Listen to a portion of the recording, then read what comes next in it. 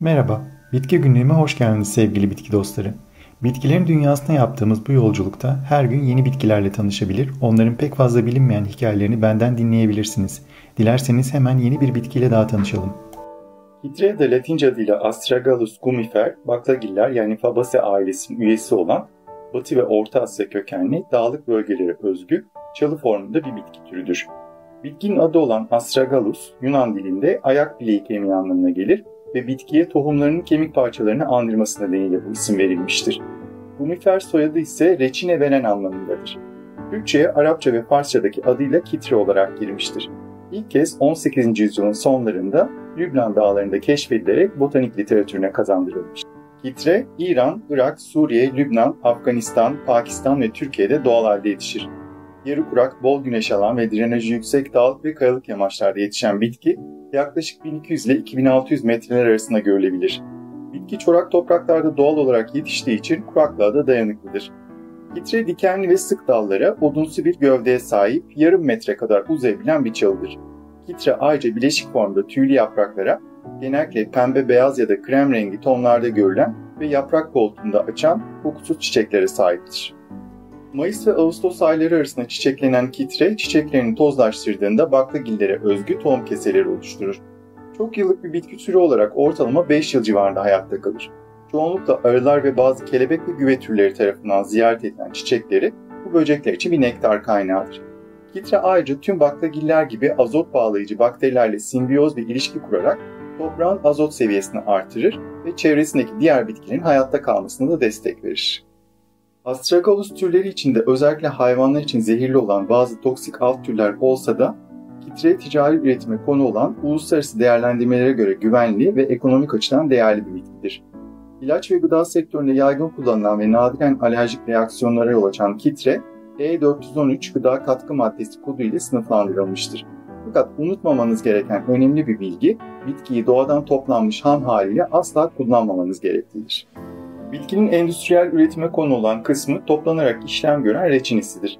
İlaç sanayinin yanı sıra içecek, dondurma, pasta ve şekerleme üretiminde soğutucu, kıvam verici madde olarak kullanılır.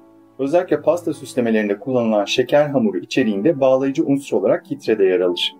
Kitre kalori açısından oldukça düşük, tadı ve kokusu olmayan bir malzemedir.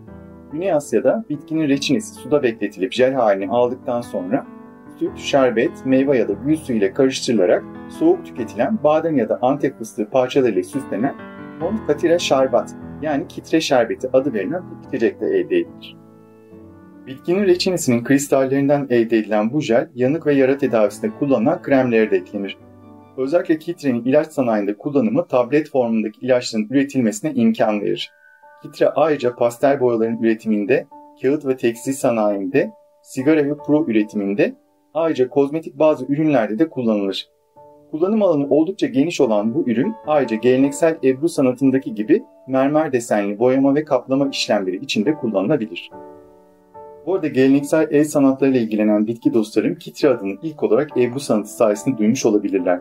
Fakat Ebru sanatında kullanılan kitre tam olarak Astragalus gumifer reçinesi değildir.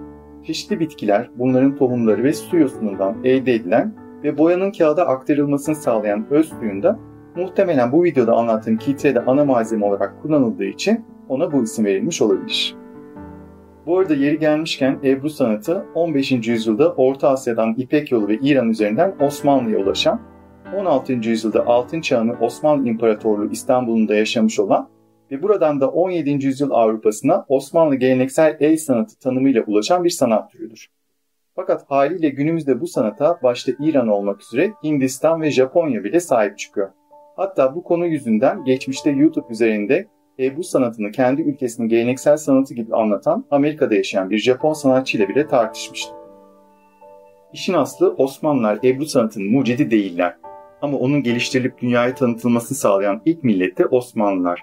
Fakat eğer illaki bu sanatın ilk icracısına hakkını teslim etmek istiyorsak, o zaman da Özbekistan'a yani Buhara'ya gitmek gerekiyor. Çünkü Ebru'nun ilk örneklerinin izlerine burada rastlanmıştır. Yani Ebru bir Osmanlı el sanatıdır demek yeterli değil. O özgün bir Türk geleneksel el sanatıdır demek daha doğru bir tanımlama olabilir.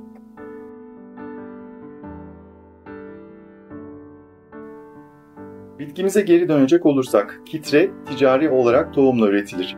Bol güneş alan, çok soğuk ve yağışlı kışların yaşanmadığı ve drenajı iyi kumlu taşlı topraklar üretim için uygundur. Kuraklığa dayanıklı olduğu için fazla su istemez. Bitki kök hassasiyeti nedeniyle ekildiği yerden başka bir konuma taşınmamalıdır. Bitkinin reçinesi genellikle gövdede açılan yarıklardan damlatma yöntemiyle hasat edilir. Hasat işlemi 2 yılda bir yapıldığında bitki daha bol reçine verir. Günümüzde dünyadaki en büyük kitre üreticisi İran'dır ve dünya ihtiyacının yaklaşık 2/3'ünü tek başına karşılar. Ülkemizde de özellikle Doğu ve İç Anadolu'da kitre doğadan toplanmaktadır. Fakat bu yeterince büyük ölçekli bir tarımsal üretime konu olmaz. Doğu Anadolu'nun dağ platoları ve İç Anadolu'nun çorak bozkırları aslında bitkinin üretimi için ideal yerlerdir.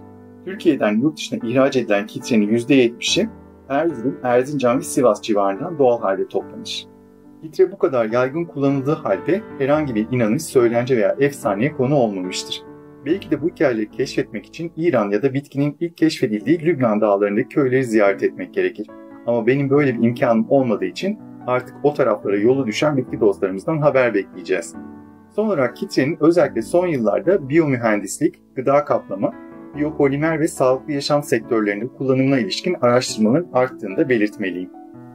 Tarımsal üretimdeki popüler trendleri yakalamak isteyenler için kitre aslında hasatı biraz zahmetli olsa da diğer pek çok tarımsal ürüne göre oldukça masrafsız. Üstelik gıda ve ilaç gibi iki çok önemli sektör içinde vazgeçilmez bir ham madde değeri taşıyor.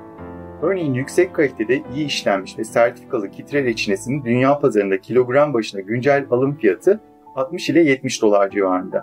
Umarım kitre ülkemdeki tarımla uğraşan bitki dostlarımın dikkatini çeker. Bir sonraki videoda görüşmek dileğiyle.